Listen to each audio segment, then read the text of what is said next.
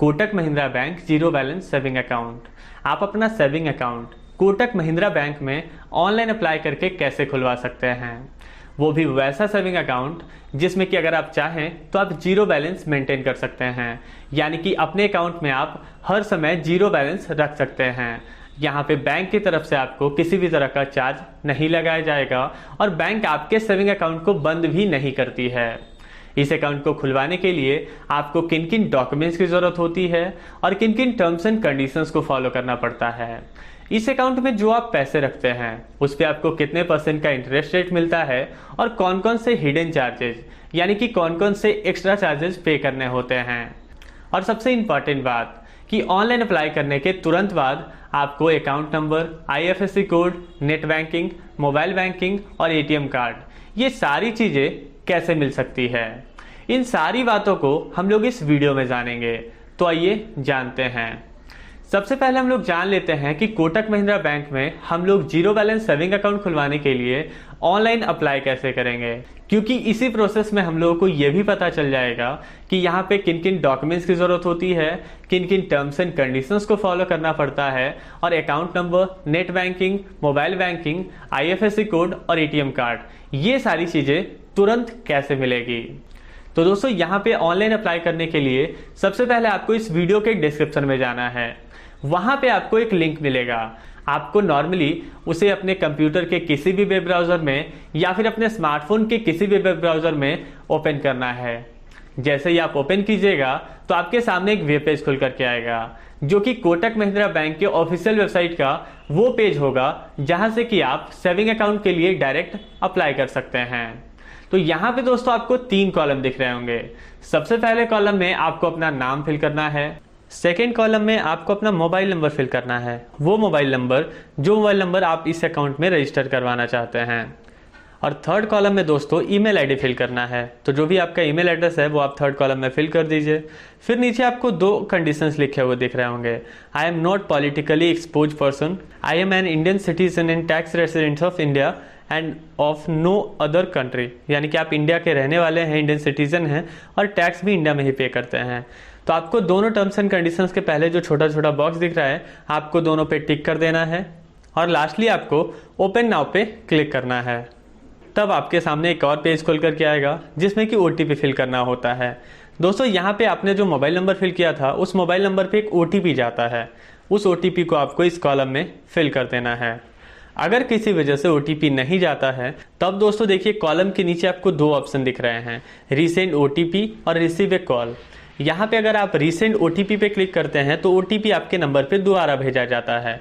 वहीं आप receive call पे क्लिक करते हैं तो आपके नंबर पे एक कॉल आएगा जो कि आपको कॉल पे OTP बताएगा और उस OTP को आपको यहाँ पे फिल करना होता है।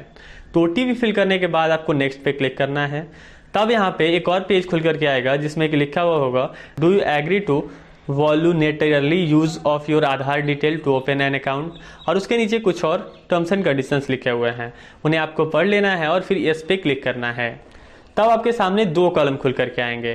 पहले कॉलम में आपको अपना पैन नंबर यानी कि पैन कार्ड का जो नंबर होता है वो फिल करना है और दूसरे कॉलम में आपको आधार नंबर फिल करना है। तो आप दोनों कॉलम में डिटेल्स फिल कर दीजिए। फिल करने के बाद दोस्तों नॉर्मली नेक्स्ट पे क्लिक कर देना है। तब आपके सामने टर्म्स एंड कंडीशंस का एक पेज खुल करके आएगा जिसमें कि कुछ कंडीशंस लिखे हुए होंगे, उसे आपको पढ़ लेना है और फिर आपको सबसे लास्ट में कंटिन्यू का एक बटन दिख रहा होगा, उस पर क्लिक करना है। तब आपके आधार में जो मोबाइल नंबर रजिस्टर्ड होगा उस नंबर पे एक OTP जाएगा, उस OTP को यहाँ पे इस कॉलम में फिल करना है। यहाँ भी अगर किसी वजह से आपके नंबर पे OTP नहीं भेजा गया है तो कॉलम के नीचे देखिए रीसेंड OTP का ऑप्शन है, आप उस पर क्लिक करके दोबारा OTP मंगवा सकते हैं। फिर दोस्तों OTP फिल करने के बाद फिर से आपको यहाँ पे नेक्स्ट पे क्लिक करना है। तब यहाँ पे provide your mobile number link to Aadhaar, आपके आधार कार्ड में जो मोबाइल नंबर लिंक है उस मोबाइल नंबर को फिल करने के लिए कॉलम आएगा। इस कॉलम में आपको वो मोबाइल नंबर फिल कर देना है और फिर लास्टली कंटिन्यू पे क्लिक करना है। तब यहाँ पे आपके आधार कार्ड में जो एड्रेस फिल होगा वो एड्रेस यहाँ पे दिखाएगा, तो यहाँ पे इसे पढ़ लेना है और फिर कंटिन्यू पे क्लिक करना है। तब यहाँ पे एक पेज खुल करके आएगा जिसमें कि कुछ कॉलम होंगे। इन कॉलम में दोस्तों आपको अपना करेंट एड्रेस, जहाँ पर भी रह रहे हो यानी कि आपका करेंट एड्रेस फिल करना है। तो आप इन सारे कॉलम्स में अपना करंट एड्रेस फिल कर दीजिए। एड्रेस फिल करने के बाद सबसे लास्ट में कंटिन्यू का जो बटन है आपको नॉर्मली उस पर क्लिक करना है। तब आपके सामने फिर से एक पेज खुल करके आएगा जिसमें कि लिखा हुआ होगा tell us a little bit about yourself. यहाँ पे जेंडर का कॉलम होगा, डेट ऑफ बर्थ का कॉलम होगा। तो इन दोनों कॉलम में पहले से डिटेल फिल किए हुए होंगे आपके आधार कार्ड के हिसाब से। जो भी आपके आधार कार्ड में आपका डिटेल दिया हुआ होगा उसके हिसाब से जेंडर और डेट ऑफ बर्थ ये दोनों फिल किया हुआ होगा। तो आपको इसमें आ जाना है थर्ड कॉलम में, यानी कि मैरिटल स्टेटस में। यहाँ पे दोस्तों आपको दो ऑप्शन मिलते हैं, सिंगल और मैरिड। तो अगर आपका विवाह हो चुका है तो आप मैरिड सेलेक्ट कीजिए, अगर आप सिंगल हैं, आपका विवाह नहीं हुआ है तो आप सिंगल सेलेक्ट कीजिए। फिर उसके नीचे आता है ऑक्यूपेशन का ऑप्शन, यानी कि आप करते क्या हैं। तो ऑक्यूपेशन के नीचे जो सेलेक्ट लिखा हुआ है उसके सामने एक रेड कलर का डाउन एरो है, आप उस पर क्लिक कीजिए। क्लिक करते ही आपके सामने एक पॉपअप खुल करके आएगा जिसमें कि बहुत सारे ऑक्यूपेशन का नाम होगा। जैसे कि सबसे पहले होगा सैलरीड, अगर आप कहीं जॉब करते हैं, आपको सैलरी मिलता है तो आप सैलरी सेलेक्ट कीजिए। दूसरा होगा सेल्फ एम्प्लॉयड, अगर आप सेल्फ एम्प्लॉयड हैं, खुद का बिजनेस है आपका, तो आप सेल्फ एम्प्लॉयड सेलेक्ट कीजिए। अगर आप प्रोफेशनल हैं तो प्रोफेशनल, हाउसवाइफ के लिए हाउसवाइफ का ऑप्शन है। अगर आप जॉब करते थे, अभी रिटायर्ड हैं, तो रिटायर्ड का ऑप्शन है। और सबसे लास्ट में है स्टूडेंट का ऑप्शन, अगर आप एक स्टूडेंट हैं तो आप स्टूडेंट सेलेक्ट कीजिए। फिर है दोस्तों एनुअल इनकम का ऑप्शन, यानी कि आप एक साल में कितने पैसे कमाते हो। तो उसमें भी दोस्तों आपको सेलेक्ट के सामने वाले एरो पे क्लिक करना है। तो यहाँ पे फिर से एक पॉपअप खुल करके आएगा जिसमें कि कुछ लिमिट दिए हुए होंगे। तो यहाँ पे आपको सेलेक्ट कर लेना है आप जितने पैसे भी कमाते हो उसके हिसाब से।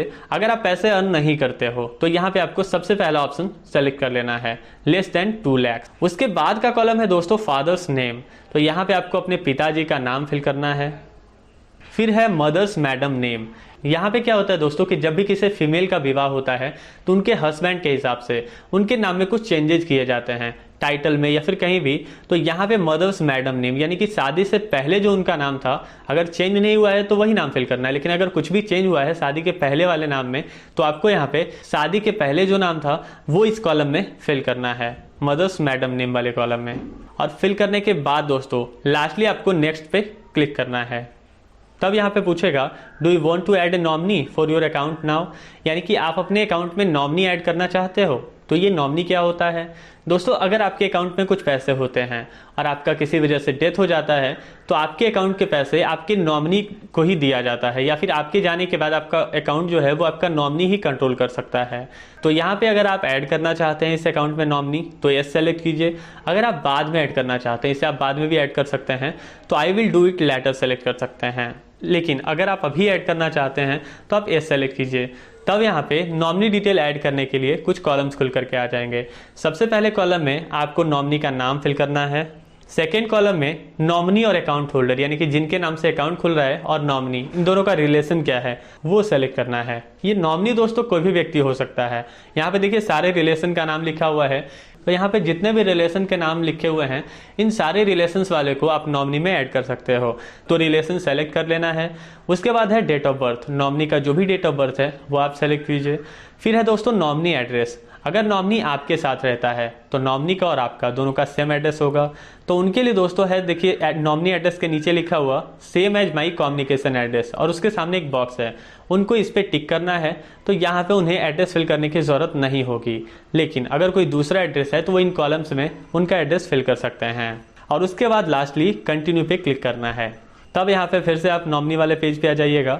यहाँ पे नीचे है I accept all applicable terms and condition. अगर आप टर्म्स एंड कंडीशन पढ़ना चाहते हैं तो टर्म्स एंड कंडीशंस पे क्लिक करके पढ़ सकते हैं। और पढ़ने के बाद आपको इस बॉक्स में जो आई एक्सेप्ट ऑल एप्लीकेबल के पहले है इसमें टिक कर देना है और फिर कंटिन्यू पे क्लिक करना है। तब आपके सामने एक नया पेज खुल करके आएगा जिसमें कि अभी तक आप जो भी डिटेल फिल किए हैं वो सारा डिटेल यहाँ पे दिखाएगा। पर्सनल डिटेल के साथ साथ यहाँ पे जो नॉमिनी डिटेल फिल किए हैं वो भी डिटेल दिखाएगा। तो अगर इनमें आप कोई गलती की है, कहीं पे आपसे गलत फिल हो गया है, तो देखिए नॉमिनी डिटेल के सामने एक पेन का आइकन है, आप इस पर क्लिक करके उसे एडिट कर सकते हैं। ऊपर में भी ये आइकन मिलेगा, आप पर्सनल डिटेल को भी यहाँ से एडिट कर सकते हैं। तो अगर सारा कुछ सही है, गलत नहीं फिल किया हुआ है, तो अब आपको लास्टली यहाँ पे कंटिन्यू पे क्लिक करना है। फिर से एक पेज खुल करके आएगा जिसमें कि कुछ डिक्लेरेशन दिए हुए होंगे, कुछ इन्फॉर्मेशन दिए हुए होंगे, इन्हें आपको पढ़ लेना है और फिर कंटिन्यू पे क्लिक करना है। जैसे ही आप कंटिन्यू पे क्लिक करोगे तो फिर से नया पेज खुल करके आएगा जिसमें कि लिखा हुआ होगा where can we meet you, और उसके नीचे होगा सेलेक्ट प्रीफर्ड लोकेशन। तो आपको सेलेक्ट प्रीफर्ड लोकेशन पे क्लिक करना है। तब यहाँ पे आपके सामने दो ऑप्शन खुल करके आएंगे। पहला होगा at any Kotak Mahindra branch और माई कम्युनिकेशन एड्रेस। यानी कि दोस्तों पहला ऑप्शन में ये कहना चाह रहे हैं कि किसी भी कोटक के ब्रांच में आप जाकर के केवाईसी करवा सकते हो, मिल सकते हो। और दूसरा जो है माई कम्युनिकेशन एड्रेस, यानी कि हमारे एड्रेस से नज़दीक जो बैंक है हम केवल वहीं जा सकते हैं, उसी में जाकर के केवाईसी करवा सकते हैं। तो आप अपने हिसाब से इसे सेलेक्ट कर लीजिए जहां भी आप जाना चाहते हैं। सेलेक्ट करने के बाद दोस्तों उस कॉलम के नीचे देखिए आपके एड्रेस से नज़दीक जो भी नियरेस्ट कोटक महिंद्रा का ब्रांच होगा उसका पूरा एड्रेस वहां पे दिखाने लगेगा। तो उसके बाद दोस्तों उसे पढ़ लेना है उस एड्रेस को और फिर नेक्स्ट पे क्लिक करना है। तब यहाँ पे आएगा set your mobile banking pin, जिसे कि शॉर्टकट में एम पिन कहते हैं, और उसके नीचे दो कॉलम होंगे। इसमें दोस्तों आपको अपना एम पिन सेट करना है, यानी कि जब आप मोबाइल बैंकिंग यूज करोगे तो वहाँ पे एक एम पिन की जरूरत होगी लॉगिन होने के लिए और लॉग आउट होने के लिए। तो उस एम पिन को यहीं पे क्रिएट कर लेना है। ये एम पिन दोस्तों 6 न्यूमेरिक डिजिट का होना चाहिए।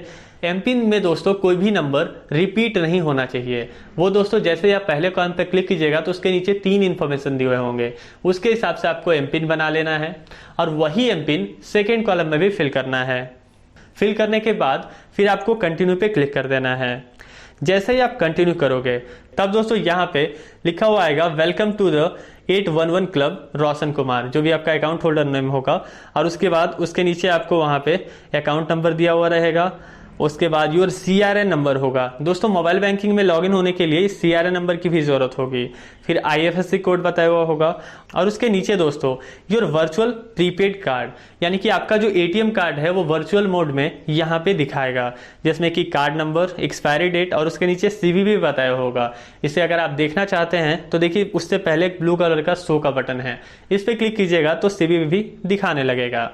तो इस तरह से दोस्तों यहाँ पे आपको अकाउंट नंबर, IFSC कोड और ATM कार्ड ये तीनों मिल जाती है। अब बात आती है कि आप मोबाइल बैंकिंग कैसे यूज कीजिएगा।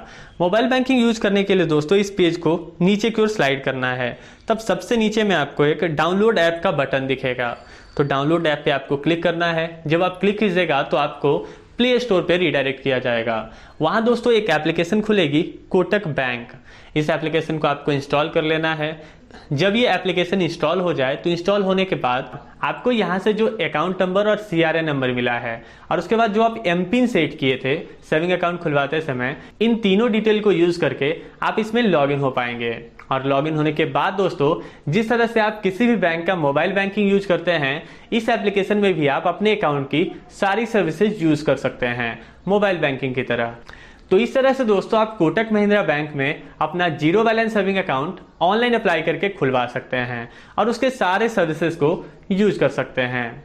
तो अगर आपको ये वीडियो अच्छा लगा हो तो आप इस वीडियो को लाइक कर सकते हैं। अगर आपको इस वीडियो में कुछ भी खराब लगा हो तो आप इसी वीडियो के कमेंट बॉक्स में कमेंट कीजिए ताकि हम अपने आने वाले वीडियोस में सुधार ला सकें। धन्यवाद।